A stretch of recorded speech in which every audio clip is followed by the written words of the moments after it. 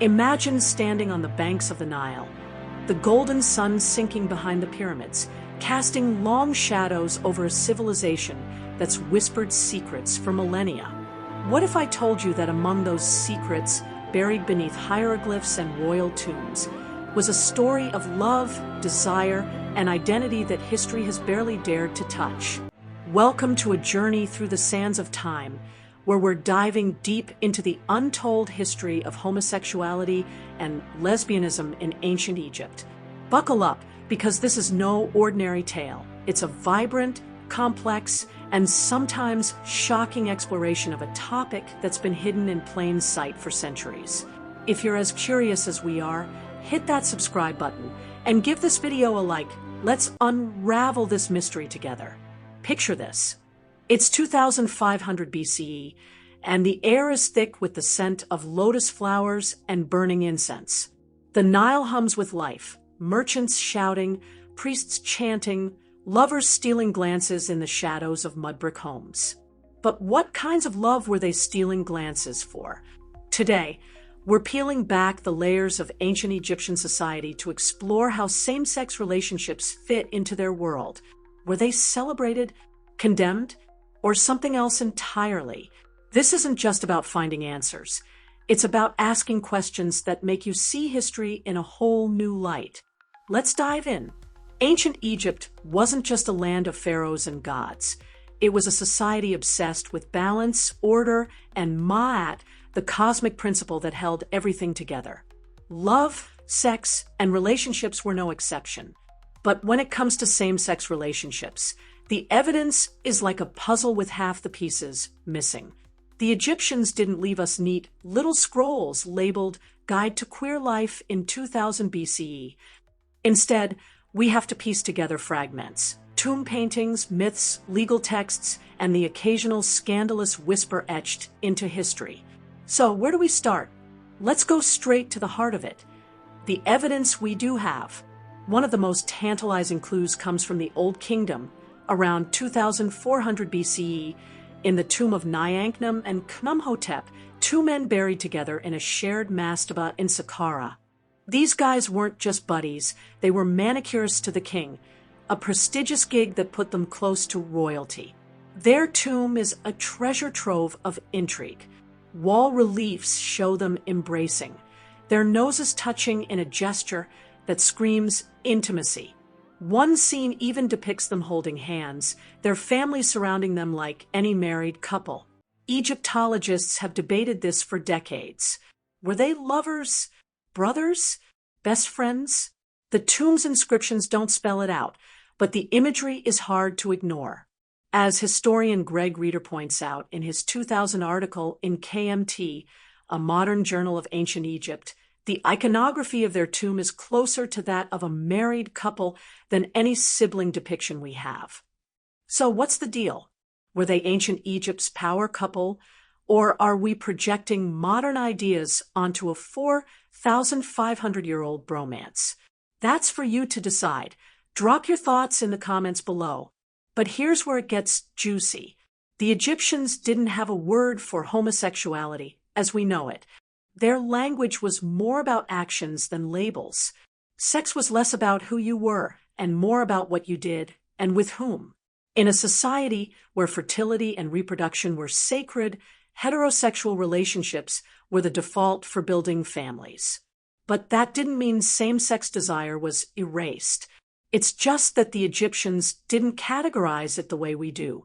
As John Boswell notes in his book Christianity, Social Tolerance, and Homosexuality, many ancient cultures didn't draw hard lines between gay and straight. They were more fluid, more pragmatic.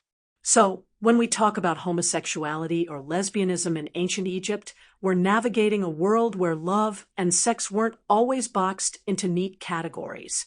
Isn't that wild to think about? How would our modern world look if we tossed out labels like that? Let's zoom out for a second. Ancient Egyptian society was hierarchical to the core, pharaohs at the top, peasants at the bottom, and everyone else scrambling for status in between. Sex wasn't just about pleasure, it was about power, alliances, and sometimes even divine favor. In this context, same-sex relationships could carry layers of meaning. For men, especially elite men, taking a male lover might signal dominance or mentorship, much like in ancient Greece. But what about women? Here's where the trail gets trickier. Evidence of lesbian relationships is scarce, not because they didn't exist, but because women's lives were less documented.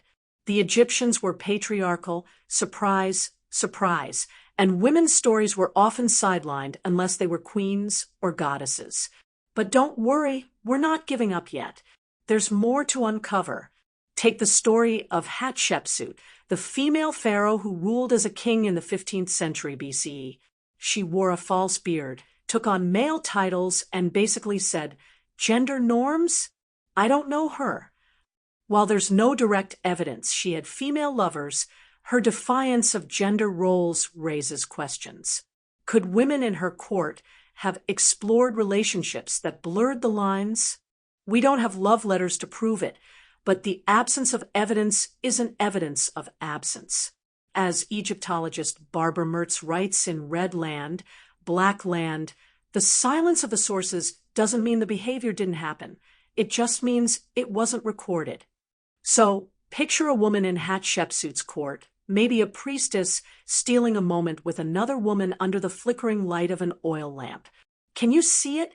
The whispers, the risk, the thrill? But was that thrill worth the cost? Let's keep digging. Now, let's talk gods, because in ancient Egypt, the divine and the human were intertwined like reeds in a basket. The myths are a goldmine for clues about same-sex desire. Take the story of Horus and Seth, two gods locked in an epic power struggle. In one version of their tale, found in the contendings of Horus and Seth, Seth tries to assert dominance over Horus by seducing him. The story gets spicy. Seth attempts to, make a move, but Horus outsmarts him. Without getting too graphic, let's just say the myth involves some clever trickery and a lot of divine ego. The point? Same-sex encounters weren't erased from sacred stories. They were part of the cosmic drama. But here's the kicker. The myth doesn't condemn the act itself. It's more about who comes out on top. Doesn't that make you wonder how the Egyptians really felt about these relationships? Let's pause for a second. If you're loving this deep dive into ancient Egypt's hidden stories, smash that like button and subscribe to the channel. Trust me, you don't want to miss what's coming next. We're just getting started. So, what about the everyday folks? The farmers, the scribes, the dancers in the temples? We don't have their diaries, but we do have glimpses from legal and literary texts. In the Negative Confessions, a kind of moral checklist from the Book of the Dead, there's no explicit mention of same-sex acts as sins. Compare that to, say, ancient Mesopotamia, where some texts outright condemned certain male-male relationships. Egypt seems to have been more chill, but don't get it twisted. There were limits. A Middle Kingdom text called The Teaching of Tahotep advises men to avoid excessive lust, but it doesn't single out same-sex desire. It's like the Egyptians were saying, hey, keep it classy, but do you? Contrast that with later cultures, where religious texts got way more judgmental. Isn't it fascinating how a civilization from 4,000 years ago might have been more relaxed about this than some modern societies? But here's a cliffhanger for you. What happens when love crosses into scandal? There's a story from the New Kingdom around 1200 BCE that's got researchers buzzing. A papyrus known as the Turn-erotic papyrus. Yes, it's as wild as it sounds, shows all kinds of sexual scenes, including some that might hint at same-sex encounters. The images are explicit, chaotic, and honestly, a little hilarious.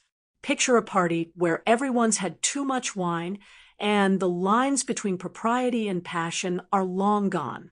Scholars like Lise Manich, in her book Sexual Life in Ancient Egypt, argue that this papyrus shows how Egyptians weren't shy about sex in general, but same-sex scenes are ambiguous. Were these drawings meant to titillate, mock, or just document life as it was? What do you think? art reflecting reality, or ancient clickbait? Drop your take in the comments. Let's talk about women again, because we can't let them stay in the shadows. While the Turin Papyrus focuses mostly on men, there's a faint whisper of lesbianism in other sources. Poetry from the New Kingdom sometimes describes women in sensual, almost romantic terms. One fragment, translated by Egyptologist Miriam Lichthiam in ancient Egyptian literature, describes two women whose love is sweet as honey. Is it platonic? Romantic? Something more? The ambiguity is maddening, but it's also beautiful. It leaves room for imagination. Close your eyes and picture two women in a quiet garden, their laughter mingling with the rustle of palm fronds. Maybe they're just friends. Maybe they're more. But in a society where women's voices were rarely recorded, these hints are like gold dust. Now, let's get real for a second. Ancient Egypt wasn't a queer utopia. Power dynamics mattered. If a high-ranking man took a younger male lover, it might have been seen as a status flex.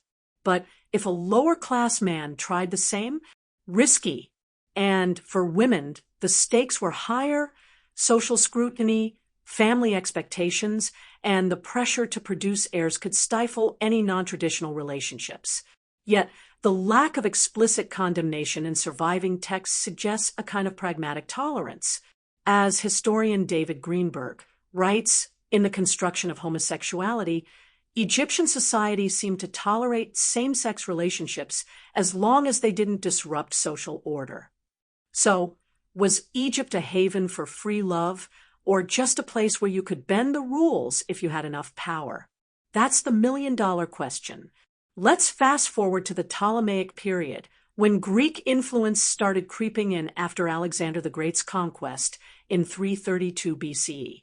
The Greeks were no strangers to same-sex relationships. Think Plato's Symposium and all those poems about beautiful youths. Did this loosen things up in Egypt? Maybe, but the Ptolemies, like Cleopatra, were still obsessed with Egyptian traditions, so the old rules of Ma'at probably held strong. Still, imagine a Greek poet and an Egyptian scribe flirting at a banquet in Alexandria. The clash of cultures must have been electric, but did it change how Egyptians viewed same-sex love? We're still searching for that answer. Here's another call to action. If you're as hooked on these ancient mysteries as we are, hit that subscribe button and turn on notifications. We've got more stories like this coming your way, and you won't want to miss them. As we near the end of this journey, let's reflect. Ancient Egypt's approach to same-sex relationships wasn't black and white. It was a spectrum, sometimes accepted, sometimes ignored, sometimes coded in ways we're still deciphering. The evidence we have, from tombs to myths to poetry, paints a picture of a society that didn't obsess over labeling love. But the gaps in the record remind us how much we don't know. What stories were never written down? What loves were lived in secret? As you sit there, maybe sipping coffee or scrolling through your phone, think about this. How would your life look in a world where love wasn't defined by rigid rules? That's the gift of studying history. It makes you question everything. So, what's the final takeaway? Ancient Egypt doesn't give us a clear yes or no on homosexuality and lesbianism. It gives us glimpses, hints, and a whole lot of ambiguity. But maybe that's the point. Love, in all its forms, has always been part of the human story, even if it's written in the margins. We've uncovered what we can, but the sands of Egypt are still hiding secrets. What do you think? Did we miss anything? Drop your thoughts in the comments, and let's keep this conversation going.